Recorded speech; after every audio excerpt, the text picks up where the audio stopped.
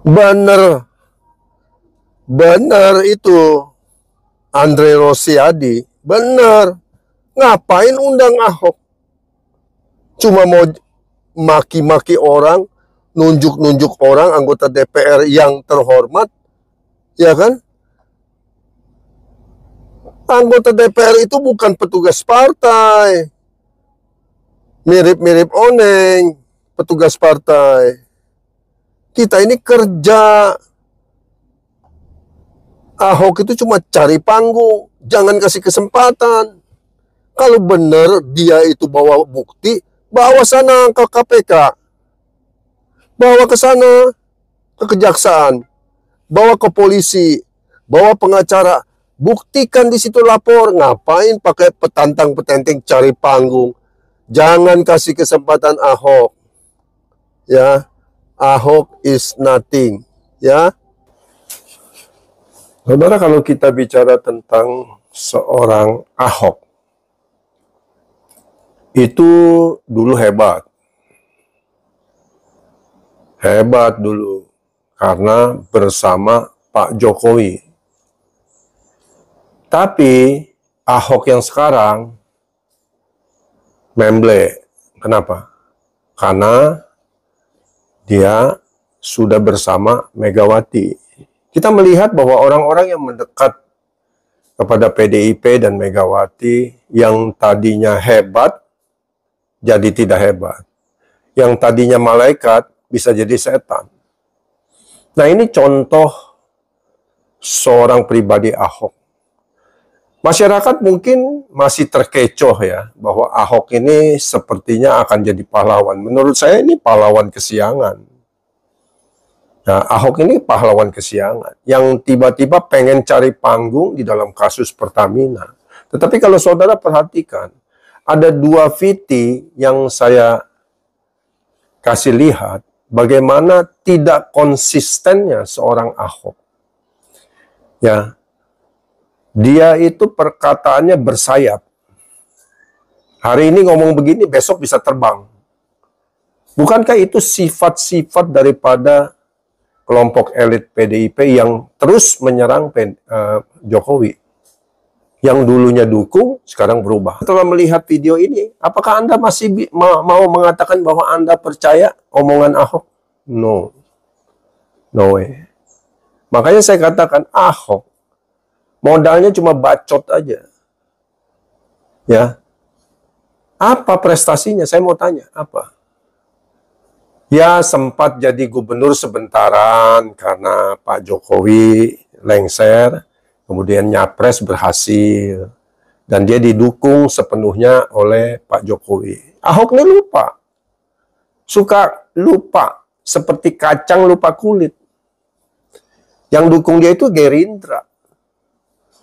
Kemudian bahkan menjelek-jelekan Pak Jokowi pada kesempatan pertama ketika dia kampanye pada pencapresan Ganjar. Dia mewakili representasi dari partai PDIP. Dan dia kampanye. Apapun dia lakukan. Ya. Bahkan menyangkali kehebatan Pak Jokowi, dia lakukan. Tegahnya nih seorang Ahok ini. Itulah pribadi Ahok. Jangan percaya lagi mulut dia. Sudah, masyarakat. Iya, betul. Kita itu sudah nggak percaya lagi. Kalau Ahok mau tahu, komunitas yang namanya komunitas Tenglang, Chinese, sudah muak dengan Anda punya sikap. Saya juga warga keturunan. Saya juga bisa bicara keras seperti Anda, bisa. Saya bisa jujur, sejujur-jujurnya seperti Anda, bisa. Saya diberi kesempatan, ya, seperti yang Anda dapatkan. Cuma sayangnya, yaitu Anda tiba-tiba berubah. Yang dulunya hebat, sekarang jadi tidak hebat. Ada apa? Kenapa? Anda sendiri yang bisa jawab. Keluarga Anda kocar-kacir. Anda membuat cerita-cerita tentang Veronica. Tegahnya Anda. Istri yang Anda nikahkan di hadapan Allah SWT dan menghasilkan anak. dari pernikahan itu. Anda ceraikan. Dan Anda bicara tentang zina dan sebagainya. Wow. Orang kalau sudah nggak suka ya begitu ya. Persis seperti Anda sudah tidak suka dengan Pak Jokowi. Ya Anda sudah tidak punya kepentingan lagi.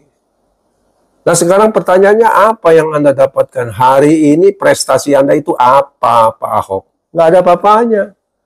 Nol. Kenapa? Karena siapa yang dekat dengan Megawati PDIP, nasibnya nggak jelas. Kita perhatikan coba, kader PDIP yang hebat-hebat, seperti Laksamana Soekardi. Wah, itu kalau dikasih kesempatan akan membuat PDIP naik pamornya. Langsung ditenggelamkan, dibunuh langsung. Nyingkir. Dan banyak lagi, termasuk Ara, Budi Sujatmiko, barisan-barisan yang jadi kader PDIP yang hebat-hebat itu minggir semua, disingkirkan. Kenapa? Karena orang-orang itu memang tidak sejalan dengan caranya Megawati memimpin partai. Hari ini Anda bicara tentang apa itu? Meritokrasi. Bullshit. Anda tahu apa tentang meritokrasi? Ya, apakah benar seorang presiden yang sudah berkuasa bisa diintervensi oleh ketua parpol? Harus nurut juga. Petugas partai begitu. Tuh sendal jepit di rumah saya tertawa tuh dengerin cerita Anda. Masyarakat tidak bodoh. Saya adalah orang awam yang mau bersuara memberitahu kepada masyarakat bahwa Anda itu bullshit, tidak konsisten dan tidak loyal, tidak punya integritas. Itu saja, ya. Halo Pak Tendi Irianto, kakek berkepala botak. Saya mengharapkan Anda menyaksikan video saya, ya. Jadi Anda kalau ngomong itu jangan pakai emosi, harus pakai data dong. Pertanyaan saya simpel aja untuk kakek botak, ya.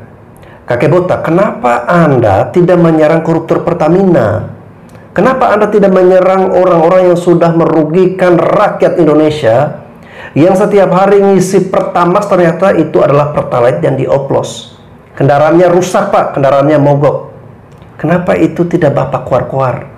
Bapak omelin orang-orang yang sengaja melakukan hal itu. Tapi kok malah Pak Ahok yang diserang? Kalau memang Anda ingin menyerang Pak Ahok, ya udah fokus pada substansinya.